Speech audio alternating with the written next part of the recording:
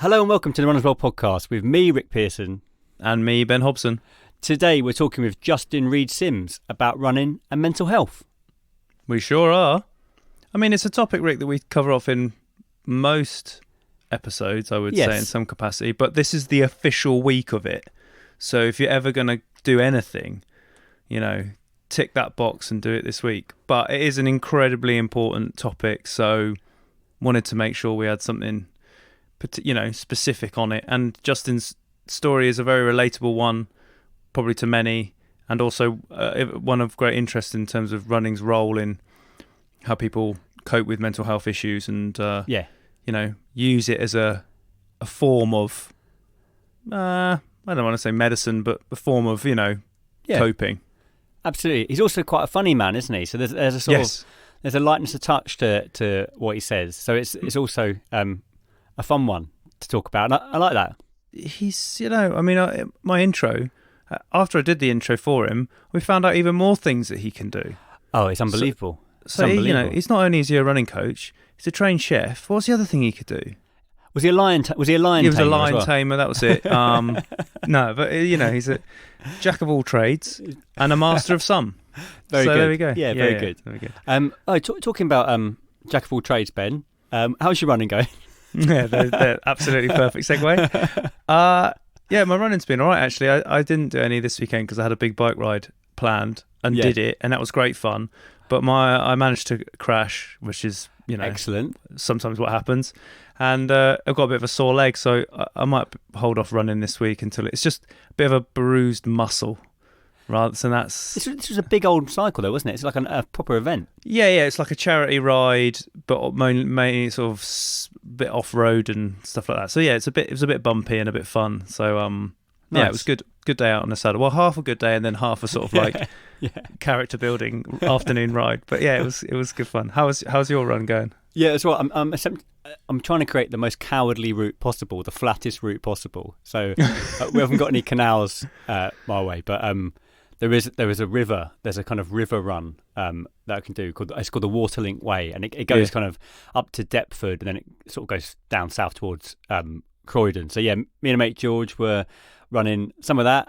Headed sort of about maybe 9 miles, 10 miles. That's probably the limit of what I'm doing at a minute with after the knee op, but felt pretty good. I mean, I didn't feel pretty good. I felt like quite unfit. It was quite hot as well, wasn't it? So I was a bit like, I'm sweating a lot for like what essentially is like a 9 miles of jogging along like a dead flat river.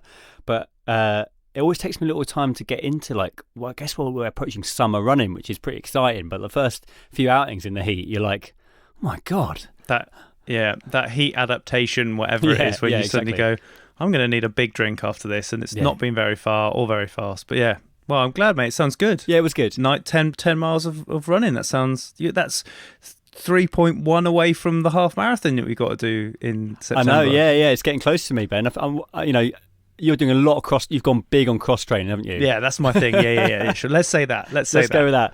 Let's go. Look, shall I hit you with a bit of science before we get into this? I know sometimes the readers enjoy some of the science that I absolutely love a bit of science. Is it real science or pseudoscience?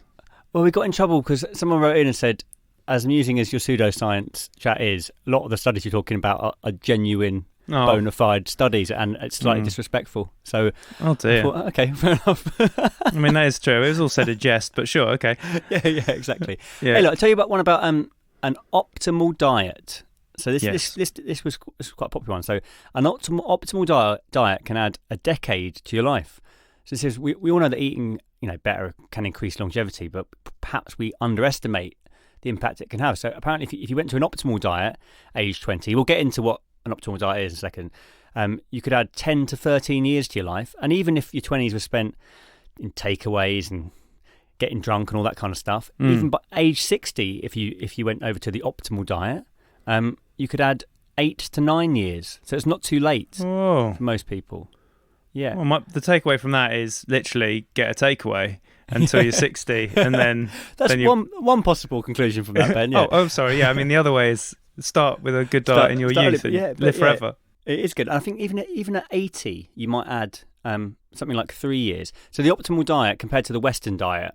So the Western diet was looked at as a sort of standard, and they said an optimal diet would have more fish, legumes, whole grains, nuts, fruit and veg, and a decreased amount of red meat, processed meat, sugar-sweetened beverages, and refined grains. I mean, it's kind of not surprising in some ways.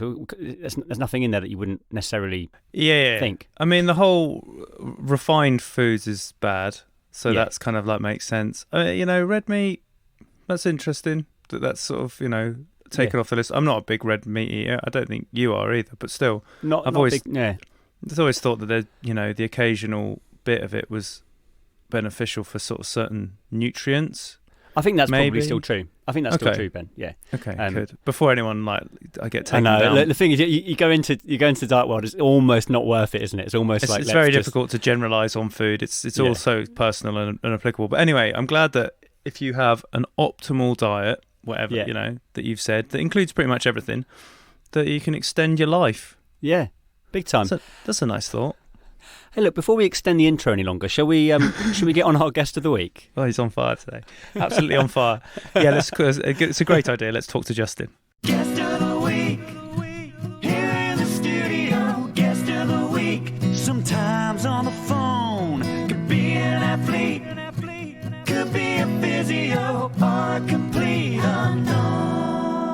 Today we are speaking with Justin Reid-Simms, a running coach, Track Mafia alumni, Equinox trainer, One Track Club trainer, a trained chef, a drummer, a music producer, and much more beyond about running and mental health. So Justin, welcome to the Runners World podcast. Thank you for having me. First of all, happy birthday for yesterday.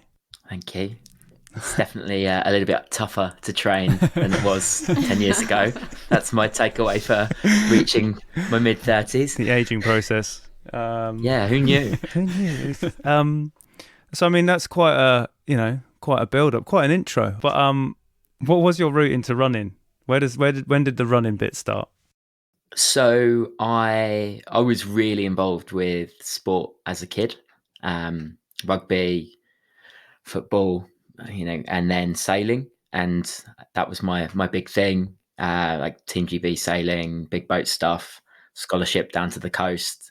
And then I messed up. I got injured. So it's kind of like a nice segue into where my first sort of dealings with mental health came. But essentially, I did the classic, I'm not the best at this, and so I'm going to recoil and run away. And I went off to uni and forgot about sport in Nottingham. So I ran away from the sea, ran away from all of that.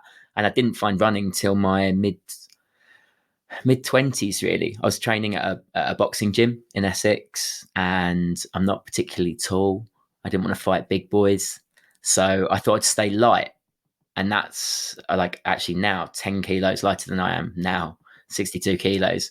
And to do that, I had to run, and I hated running, but there was a why, there was a purpose behind it, and so that's why I started running. And then Southend Half Marathon was coming around, a kind of little challenge with my sister. We will challenge each other at anything. So it seemed like a good thing to do, and threw my hat into the ring there and ran a 1:30 for my first half. So people were like, this is pretty good. And tied into that, I was around DJs, producers who were part of Run Dem Crew. And it was when you couldn't get into Run Dem Crew unless you turned up on one day of the opening season, that special Tuesday. And I was away a lot. I was traveling. And so for years I couldn't get in. And then eventually I kind of cracked it just before I did my first marathon. But I guess, the classic, come to it a bit later on in life and then throw myself headfirst into it. And luck and proximity to London and the kind of running culture around that really helped. Other than sort of making you light enough not to get sort of knocked out in boxing, what did you like about running? Was it an immediate hit for you, or was it? I know you said it was a bit of a struggle to start off with, but after the half marathon, did you start thinking actually this is a thing in itself that I could quite like? Yeah, I think once I got into the process of training, and it wasn't a fantastic training plan at the time that I'd come up with. It was more plugging in a distance into the old Nike Run Club app, and being so stubborn that whatever I said I was going to do, I was going to go and do it.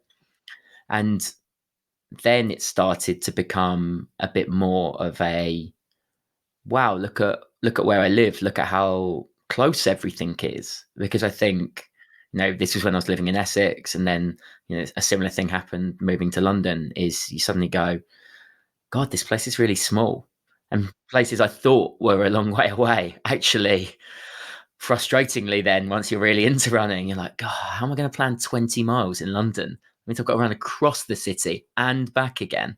So I started to appreciate the environment I was in, and then what my legs could do.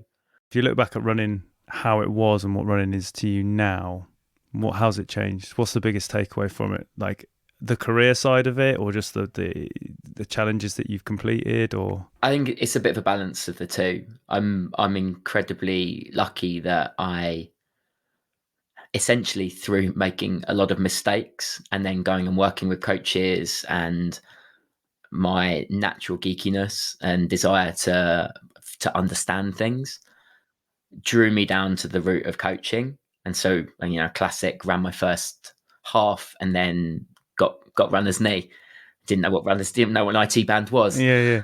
But, then 6 months of not really being able to run, but getting into a gym with a proper strength and conditioning coach and saying, actually, wow, I felt awful when I couldn't run. And I made a lot of mistakes along the way. And I would hate for somebody to go through that. So being able to steer people and sort of guide them and hold their hand in that process has been like one of the best gifts, because it means that I don't get to just celebrate my race days. It's everybody's race day that I work with, and whether that's first race or the long journey that so many people go on to try and get into Boston. And you've been super open on your social media about your mental health, and I really hope that you're kind of in a good place at the moment, but how have you managed that over the years, and how has running kind of helps with that?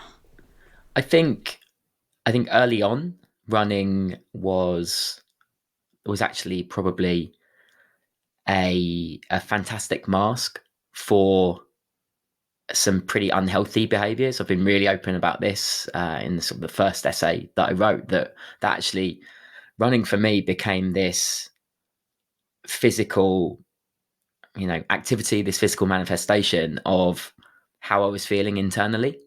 So my capacity to suffer was enviable.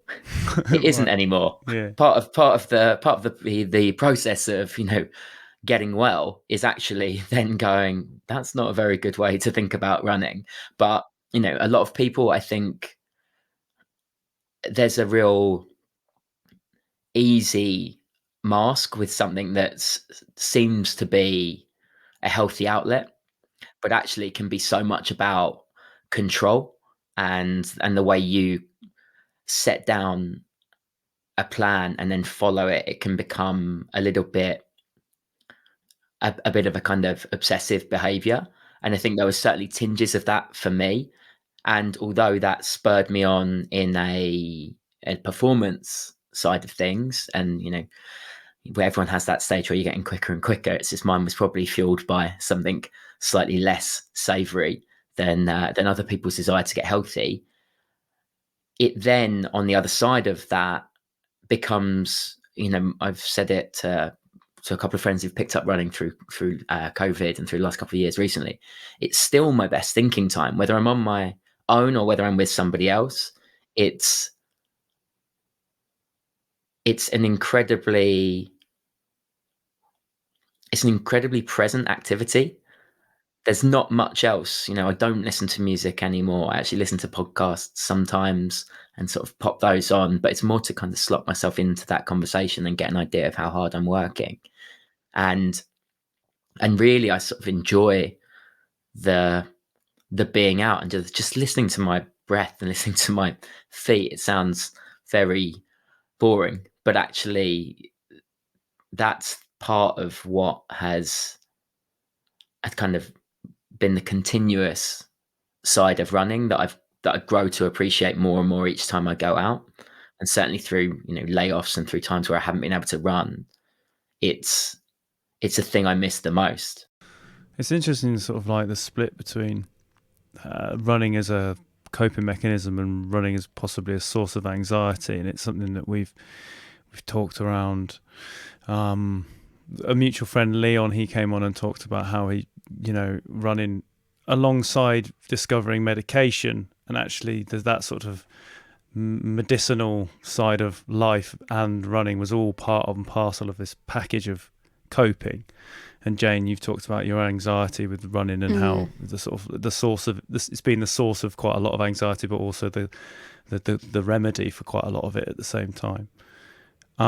When you start training with someone and they approach you with these sorts of things, what advice do you have, if any, that you can say to someone? It might well be that if you get injured, you will become anxious about this because you're not running, but also running can be the great thing that helps you balance out what's going on. Yeah, I think it's really important from the off when I'm working with somebody to understand what their life looks like. I often say to people, most of my role as a coach is validating doing less and being the person that says, actually, you know what, it's okay. So sort of, great example, I had somebody race last week, they got a 10k PB, but then they were going into a weekend of traveling and a bit worried about how to fit work in. But you've just had a great, how to fit their runs in. You've had a great week. You've PB'd. It's not the end of the world if we only get a short run in over the weekend, or if we only, if we just end up walking around a new city because we're away. I think it's where the plan can become a bit of an undoing if it's very prescriptive and becomes, as you just said, that source of anxiety. How am I going to get this done? And I can put my hands up and say, when I was chefing and training for my first marathon, I would leave a kitchen, go home, and then go for a run. 1 a.m, 2 a.m, 4 a.m. It would be, it was obsessive, and it wasn't a source of anxiety, but it was a source of, or it was the sense of achievement. And so I think part of the running pulling you out of potentially a dark place is that incredible sense of accomplishment you have at the end of a training plan. I had a coach for my first marathon, but it was, here's your plan, off you go. We're going to check in at halfway. And I mean, she's a fantastic runner. She's a 3-time Marathon des Sables winner, but her world was ultras. And, I stuck to the plan. And although she'd said 80% of the way there, or 80% of completion is as good as complete, there is a tendency to be a bit tied to it and feel like it is the most important thing, where at the end of the day, it's just running, and life is so much more than running. And so I think understanding where this falls in importance with clients is the foundation of all of it.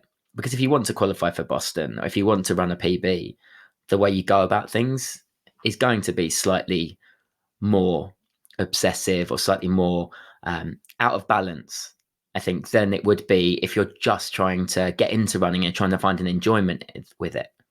I really relate.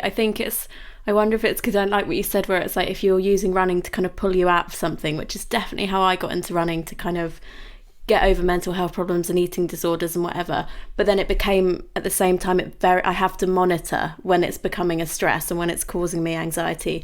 And I wonder how you balance the two. Like, how do you reframe, I'm going for a run because it's going to make me feel better, not because I have to do X, Y, Z? Like, how do you do that? Because I need to know how, and I need to learn how. So I'm like using you as a coach on the podcast. I think giving people options. So a lot of the time we're very dismissive of not being able to complete, of completing something as opposed to completing the session. So say the plan is to go out for an hour, but you're a bit pushed for time and you could only go out for half an hour, but we decide that that's not worthwhile. Or equally, we've had a really rough day at work and we're not really feeling like getting out, but we might be able to do something short. We can't go out and do a session, and we can't do a workout rather, but we can get out and we can just spend some time on our feet. I think it's recognizing that sometimes the points of stress that we create in running are because of the minute structure around sessions. I personally, and a lot of my experience is that we very rarely find the long, easy stuff that stressful, because it is by its nature long and easy.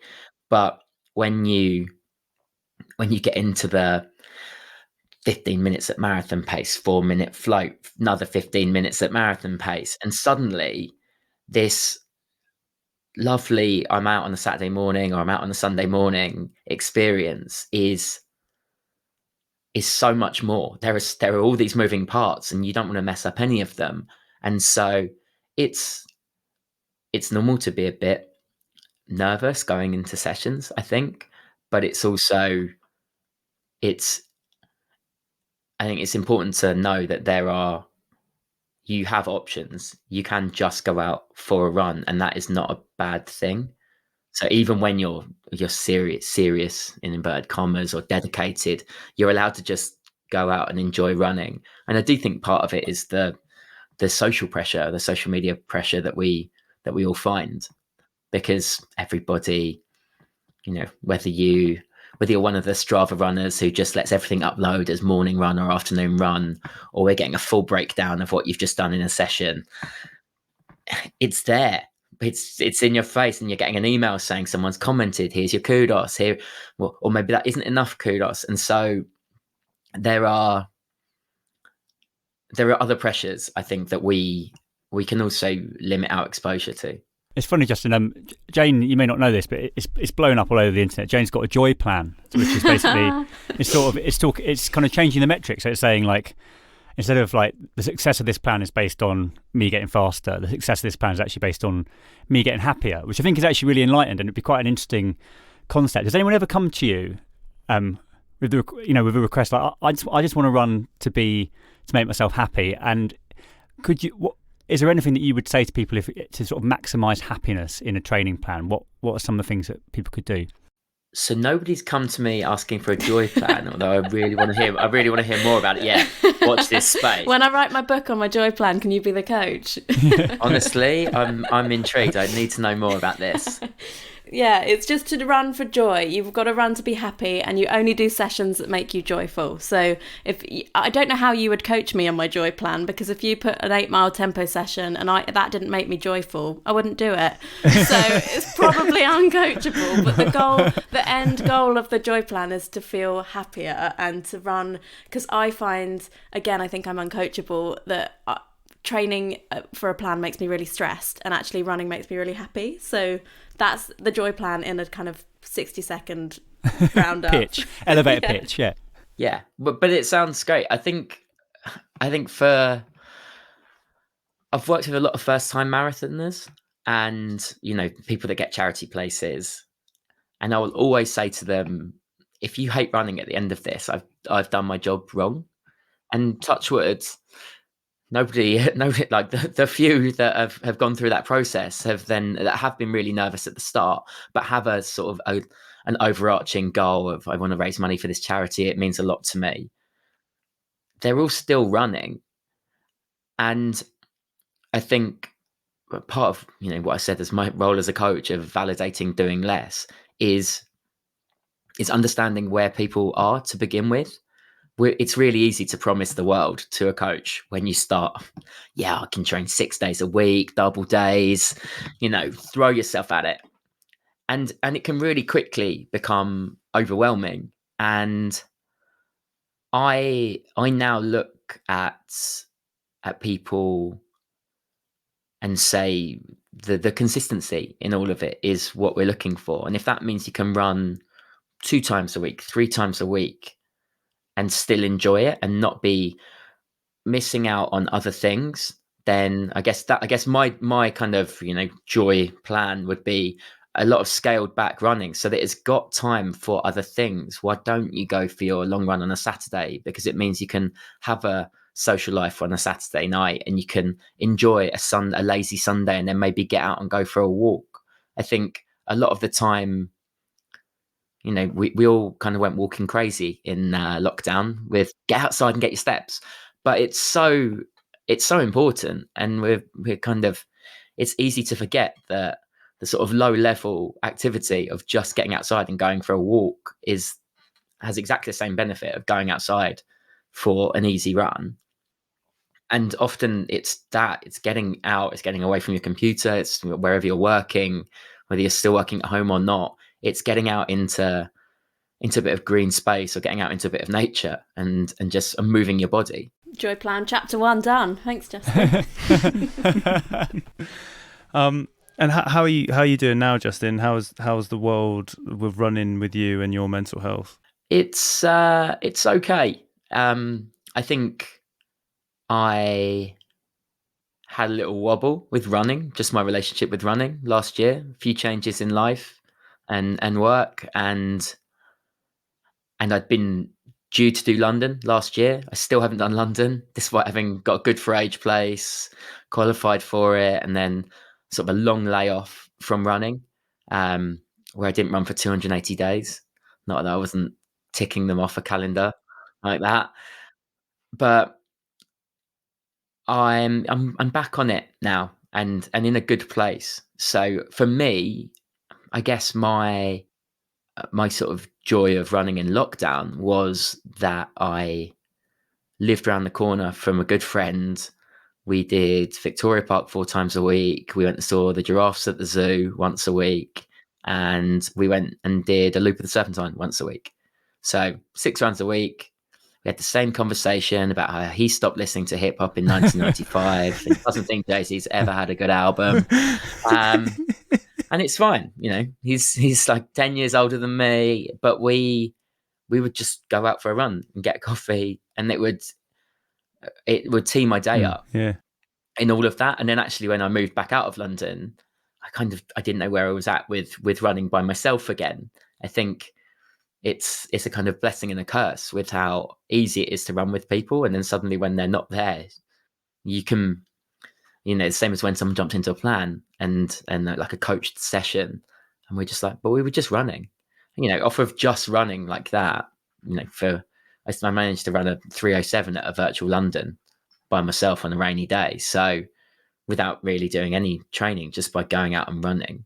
So now I'm in a much better place, but it's actually come at the kind of discovery of I need other pieces of the puzzle. So I'm on the bike a lot more now. I'm sort of enjoying the new stimulus of exploring on the bike. And I will say that running culture's got a long way to come when we're talking about pastries, because cycling culture and pastry, they're right there. I've got it. Gold standard. We've really got to work on standard, this. Yeah, that's the gold standard. It is hard to stop in the middle of a run. I'll give you that for a sticky bun.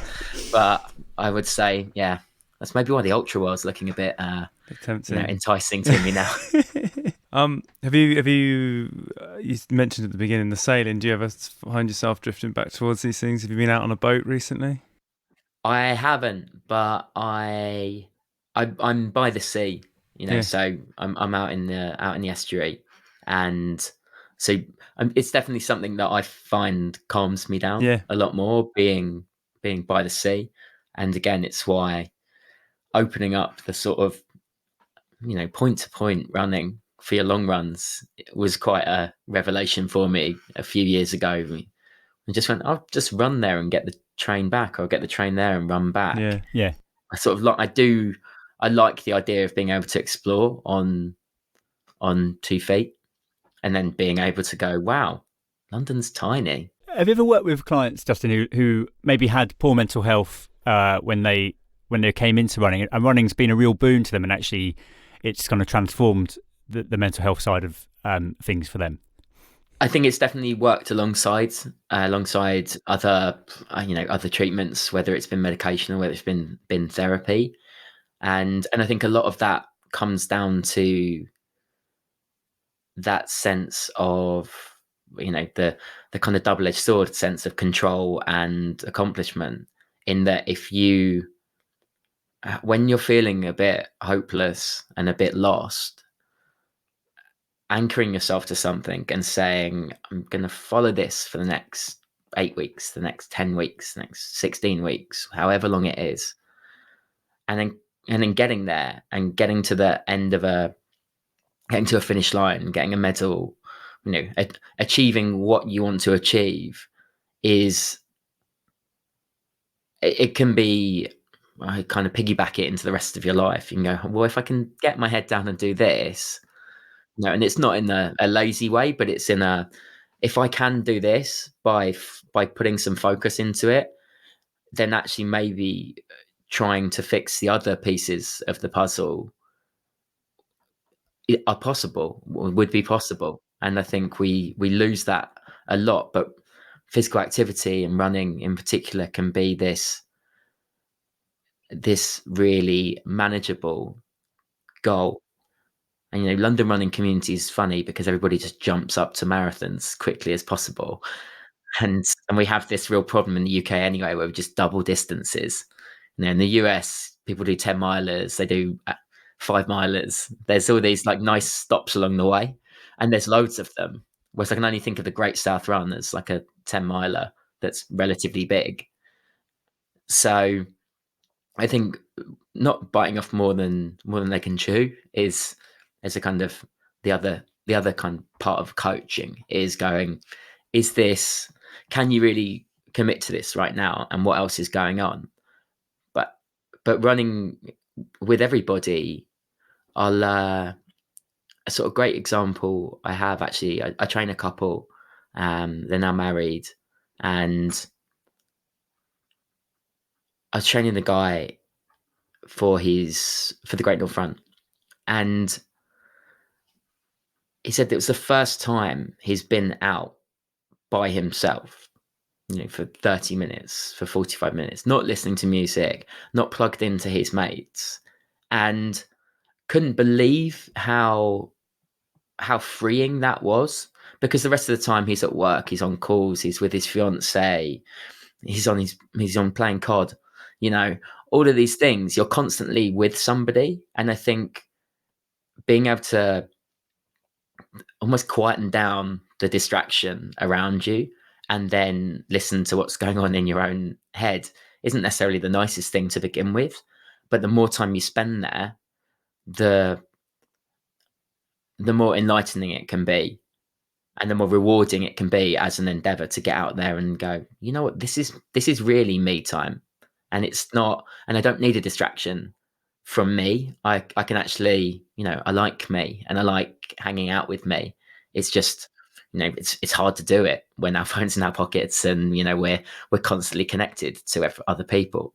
So I think that's it's the beauty of running, is that it affords you the potential to just be by yourself. And I'm sure you've all had, maybe less than you've had the opposite, those moments where you do just kind of get into this lovely flow, and suddenly time is passing and distance is passing, but you're not really sure.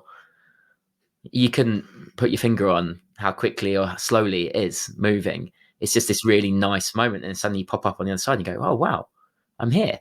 We had guests come on and talk about the certainly during lockdown when they missed things like parkrun and their running clubs and those sorts of things. And obviously you're very much ingrained within the world of Track Mafia and that sort of like the support network that a club brings. How does sort of having that in your life as a runner, having the community element, how much does that help you with the down moments? Oh, massively. I think from what's going on the best part of 10 years now running with Track Mafia, it's being able to spot the things that might go unsaid in other people. And I think when you train with someone week in, week out, or when you're seeing people and you're going out for runs, you get a real sense of their mood. I think before you get a sense of their kind of performance on the day. Certainly on track, you can hear when someone's breathing's a bit more laboured or their footsteps are a bit heavier and they might need a bit of a pull or a bit of motivation. But you can also then sense the tie-in to the conversation before, how's work going? What's going on? How's your relationships and all of that? that then play into how they're performing and how they're acting in a session. And it's also, I think now, certainly, I know you guys have spoken about RED-S, and I'm doing a postgrad at the moment in performance nutrition, and so much of the research around RED-S and eating disorders and disordered eating in running points to, particularly in men, ironically, one of the symptoms of RED-S being depression and anxiety and irritability.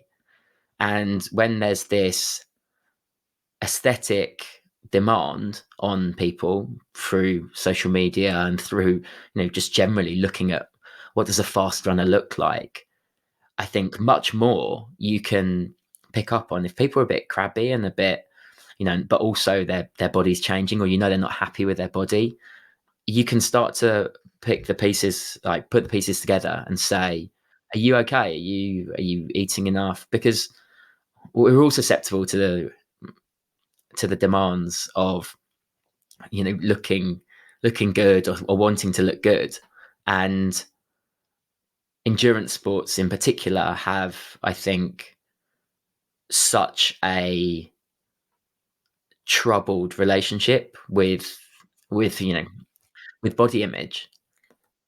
And so being in those environments and seeing people and sort of being able to learn about them in what is a really disarming space. I don't know if you guys saw, it was quite a while ago now, there was a short on YouTube called The Runners in Victoria Park. It's brilliant, yeah. And that, they were asking incredibly personal questions, and people were just like, oh, let me tell you all about my sex life and all about my relationship troubles. But there is something about movement and about moving your body that is very disarming. And so having those environments, I think, where people know that they can turn up and they will know somebody and they will be supported and guided through it, that's really important. It also, you end up creating these little tribes. I would say to people when they come to Track Mafia, you'll soon fall in around somebody. Just recognize them, talk to them in the cool down.